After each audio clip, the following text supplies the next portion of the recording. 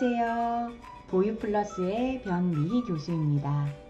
어린이집 취업 이번 시간에는 2021년 국공립, 법인, 민간, 가정어린이집, 신입보육교사를 준비하고 있는 분들을 위해서 준비했습니다.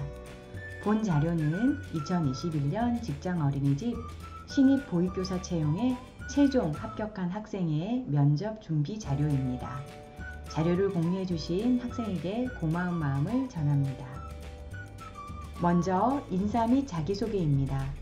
안녕하십니까? 저는 손난로 같은 예비 보육교사 땡땡땡입니다. 뜨거운 열기와 따뜻한 온기로 몸을 녹이는 손난로처럼 뜨거운 열정과 따뜻한 애정으로 영유아와 학부모의 마음을 녹이겠습니다. 저는 현재에 안주하지 않고 쉼없이 새로운 지식과 역량을 증진시키기 위하여 노력하겠습니다. 또한 영유아들의 눈높이에서 공감과 존중의 소통을 실천하여 행복감과 즐거움을 주겠습니다. 그래서 우리 아이들이 소풍을 가듯 설레는 마음으로 어린이집에 등원할 수 있도록 노력하는 교사가 되겠습니다. 다음은 지원 동기입니다. 땡땡 어린이집은 영유아의 행복뿐만 아니라 교사가 높은 행복감을 느낄 수 있는 곳이라고 생각합니다. 체계적인 환경으로 보육교사가 된 이후에도 끊임없이 연구할 수 있어 전문적이고 훌륭한 보육교사가 될 수 있을 거라고 생각합니다. 또한 땡땡 어린이집에서 영유아들과 함께 행복하게 일하며 영유아들의 전인적인 발달을 지원할 수 있는 최적의 환경이라는 생각이 들어 지원하게 되었습니다. 다음은 보육 철학과 교사상입니다.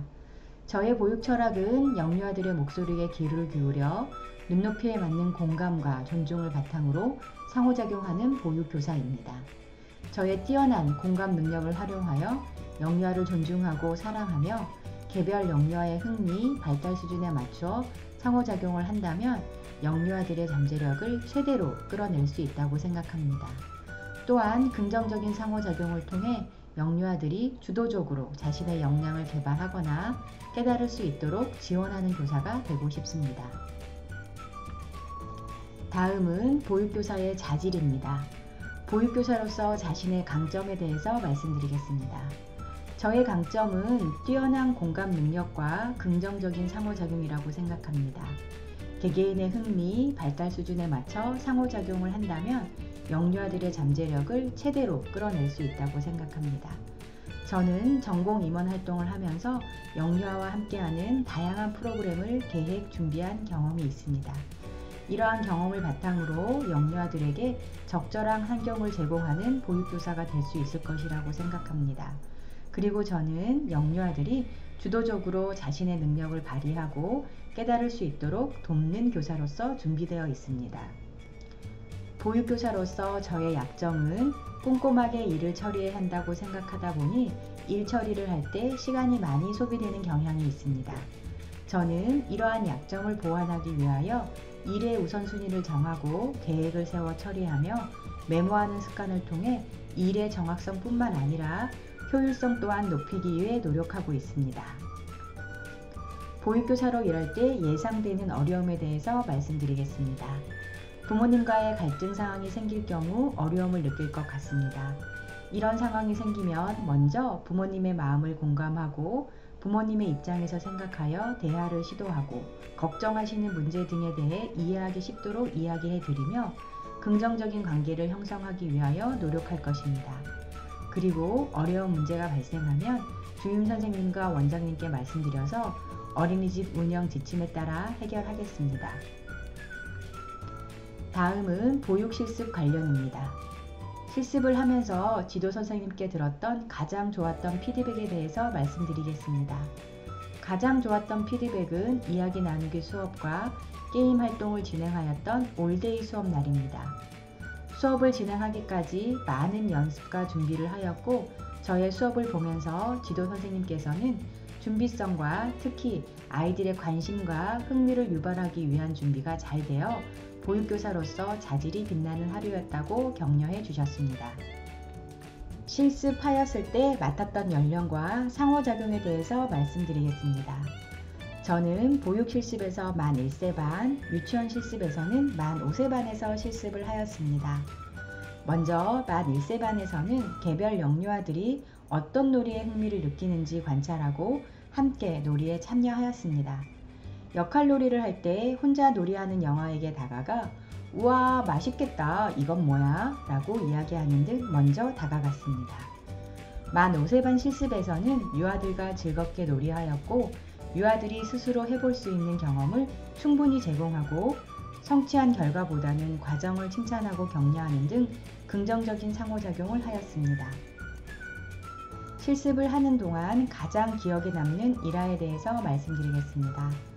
실습을 하는 동안 가장 기억에 남는 일화는 처음 실습을 시작할 때 낯가림이 심한 영아가 낮잠 시간에 상호작용을 해주었을 때 다른 선생님이라고 이야기하였습니다. 그래서 저는 그 영아에게 다가가기 위하여 좋아하는 놀이를 관찰하고 다가가 눈높이에 맞는 상호작용을 하였습니다. 이후 그 영아는 저와 함께 놀이하는 것을 즐겼고 저에게 선생님이 좋아요 라고 이야기해 주었습니다. 저는 그 이야가 가장 기억에 남습니다. 다음은 4차 표준보육과정과 개정누리과정에서 교사의 역할에 대해서 말씀드리겠습니다. 놀이 지원자라고 생각합니다. 영유아의 놀이를 관찰하여 흥미, 발달 상황 등을 파악하여 상호작용하며 충분히 놀이할 수 있는 시간과 공간을 확보하고 안전한 환경을 제공해야 한다고 생각합니다. 영아기는 감각을 통하여 탐색하기 때문에 감각놀이를 통하여 다양한 환경을 경험할 수 있도록 다양한 환경 제공, 놀이 촉진자의 역할을 해야 한다고 생각합니다. 유아기는 주도적으로 놀이에 참여하고 친구와 협력하며 다양한 실험을 통해 문제를 해결할 수 있도록 하는 등 다양한 경험을 할 수 있도록 지원해야 한다고 생각합니다.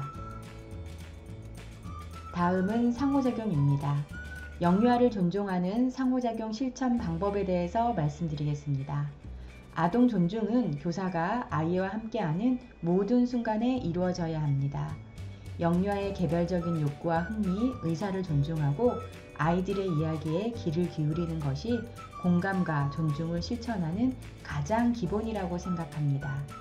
이를 실천하기 위해서 연령별 발달 특성과 영유아들의 개별적인 특성을 파악하여 눈높이에 맞춘 상호작용을 하는 것이 중요하다고 생각합니다. 다음은 아동 권리 보장 관련입니다. 아동학대가 의심되는 아이가 있다면 어떻게 대응할 것인지 말씀드리겠습니다. 가정에서 아동학대 또는 방임이 의심되는 영유아를 발견한다면 즉시 원장님께 보고하고 어린이집 아동학대 지침에 따라 처리하겠습니다. 동료 교직원으로부터 아동학대 및 방임, 피해가 의심되는 영유아를 발견하는 경우에도 즉시 원장님께 보고하고 어린이집 아동학대 지침에 따라 처리하겠습니다. 다음은 동료 관계입니다. 동료 교사와의 갈등 상황에 대한 대처 방법에 대해서 말씀드리겠습니다. 갈등 상황을 해결하기 위해 먼저 갈등의 원인과 메이트 교사의 입장에 대해서 생각해 보겠습니다. 그 이후 갈등의 원인에 대하여 해결하기 위해서 먼저 메이트 교사에게 다가가서 대화를 시도하고 충분한 대화를 통하여 풀어나가기 위해 노력하겠습니다. 다음은 부모 관계입니다. 합리적인 근거 없이 부모님이 불만을 제기하면 어떻게 대응할 것인지 말씀드리겠습니다. 저는 이유 없이 불만을 제기하는 부모님은 드물다고 생각하기 때문에 부모님이 어떤 점에서 기분이 상하셨는지 문제의 원인에 대해서 생각해 보겠습니다. 그 후 부모님의 입장에서 이해하실 수 있게 설명드리고 해결 방법을 찾으며 갈등을 해소하기 위해서 노력할 것입니다. 또한 평상시에 원활한 의사소통으로 부모님께 믿음을 주어 부모님께서 불편한 상황이 있으면 언제든 편안하게 말씀하실 수 있도록 노력하겠습니다. 마지막으로 하고 싶은 말입니다. 먼저 땡땡땡 어린이집에서 면접을 할 수 있는 기회를 주셔서 감사드립니다. 저는 아이들과 함께할 때 행복감을 느끼는 저의 모습을 보며 보육교사를 꿈꾸게 되었습니다. 아동복지를 전공하면서 다양한 활동과 전공 공부를 통하여 제 꿈에 대해 확신을 가지며 이 자리에 서게 되었습니다. 땡땡땡 어린이집 보육교사가 된다면 남다른 열정과 애정을 빛내며 영유아의 행복, 교사로서의 전문적인 성장, 어린이집의 발전을 동시에 이루는 보육교사가 되겠습니다. 감사합니다. 2021년 국공립, 법인, 민간, 가정어린이집, 신입 보육교사를 준비하시는 분들에게 도움이